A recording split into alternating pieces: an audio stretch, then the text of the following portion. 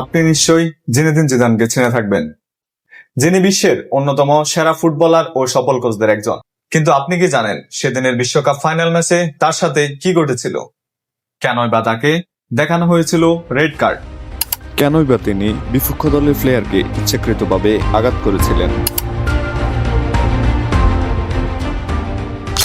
সময়টা 2006 সালের 9 জুলাই।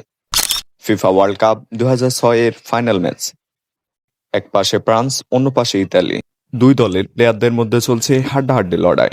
ফ্রান্সের অধিনায়ক জিনেদিন জিদান তখন তার ক্যারিয়ারের গৌদলী লগ্নে, কিন্তু আছেন ফর্মের তুঙ্গে। টুর্নামেন্ট জুড়ে ব্রাজিল, আর্জেন্টিনার মতো শক্তিশালী দলকে একাই নাচিয়ে বিশ্বকাপ ফাইনালে এসেছেন তিনি। ফাইনাল ম্যাচেই মাত্র 7 মিনিটের মাথায় পেনাল্টিতে গোল করে ফ্রান্সকে এগিয়ে দিলেন। অপরদিকে ইতালিও দমে যাওয়ার মতো দল ছিল না। এরপর 19 মিনিটের মাথায় মার্কো মাতার্জির গোলে সমতায় ফিরে তারা। হাড্ডাহাড্ডি লড়াইয়ে খেলার 90 মিনিট শেষ হয়। ফিফার নিয়ম অনুযায়ী আরও 30 মিনিট যোগ করা হলো। ম্যাচ গড়ালো 110 মিনিটের মাথায়, যা ছিল জিদানের ক্যারিয়ারের শেষ 11 মিনিট। খেলার স্কোর তখনও সমতায়।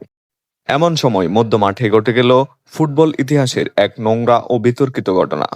জিনেদিন জিদান হঠাৎ করেই ইতালিয়ান ডিফেন্ডার মার্কো মাতার্জির বুকে মাথা দিয়ে আঘাত করে বসেন। মুহূর্তেই বদলে গেল খেলার পরিস্থিতি, থমকে গেল সবাই। কিন্তু কি এমন ঘটেছিল যা জিদানের মতো শান্তশিষ্ট মানুষকেও খেপিয়ে তুলেছিল? জিদান কি তখনও জানতেন না আর মাত্র 11 মিনিট পরেই হতে পারতেন বিশ্ব চ্যাম্পিয়ন, হতে পারতেন টুর্নামেন্ট সেরা খেলোয়াড়? তিনি কি জানতেন না তার এমন আচরণের পরিণতি কি হতে পারে? তিনি কি ভুলে গিয়েছিলেন এটাই তার ক্যারিয়ারের শেষ 11 মিনিট? জিদানের মতো একজন ফুটবলার সবটাই জানতেন। তখন তার ধমনীতে বইছে আলজেরীয় উত্তপ্ত রক্ত, যা তাকে মাথা নোয়াতে শিখায়নি। ম্যাচ টাইম 110 মিনিট। দুই দলের প্লেয়ারদের পা তখন সীসার মতো ভারী হয়ে গেছে। কেউ আর ঠিকমতো দৌড়াতে পারছে না, কেবল টিকে আছে স্রেফ ইচ্ছাশক্তির জোরে। ঠিক সে সময়ও 34 বছর বয়সী জিনেদিন জিদান খেলছিল এক অমানবিক ছন্দে। একটু আগেই তার বুলেট গতির হেড ইতালিয়ান গোলরক্ষক বুফন অবিশ্বাস্যভাবে বাঁচিয়ে দিয়েছিলেন। সে সময় ইতালির রক্ষণভাগের দেয়াল তখনও ভাঙা ভাঙা। জিদান যখন পেনাল্টি বক্সের দিকে দৌড়াচ্ছিলেন, তখন ইতালিয়ান ডিফেন্ডার মাতার্জি দেখলেন তার সামনে আর কোনো উপায় নেই। তিনি পেছন থেকে জিদানের জার্সিটা এমনভাবে টেনে ধরলেন যেন তার গায়ের চামড়া ছেড়ে আসবে।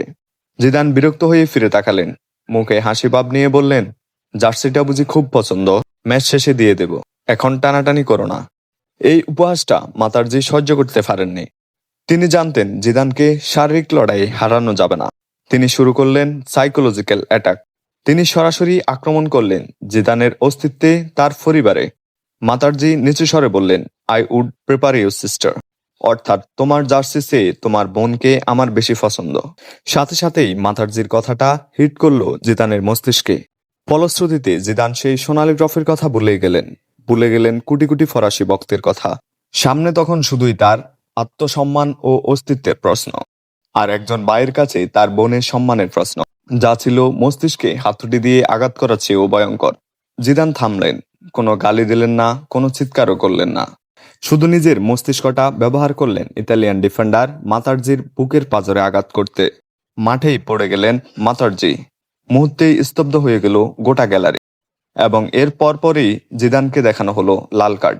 জিনেদিন ইয়াজিদ জিদান, ফুটবল ইতিহাসের উজ্জ্বলতম নক্ষত্র, সেদিন মাঠ ছাড়লেন মাথা নিচু করে। বিশ্বকাপ ট্রফিটা সাজানো ছিল মাঠের এক পাশেই। জিদান তার পাশ দিয়ে হেঁটে গেলেন।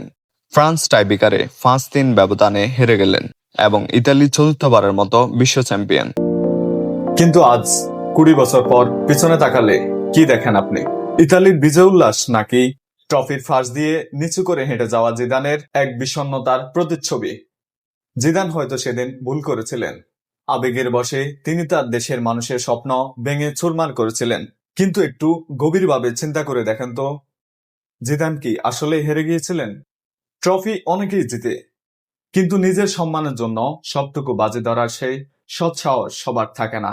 জিনেদিন জিদান সেদিন প্রমাণ করেছেন, শিরোপা জেতার চেয়ে আয়নার সামনে মাথা উঁচু করে দাঁড়ানো অনেক বেশি কঠিন। সেদিন জিদানের জায়গায় আপনি হলে কি করতেন? কমেন্ট করে জানান। ধন্যবাদ। আল্লাহ হাফেজ।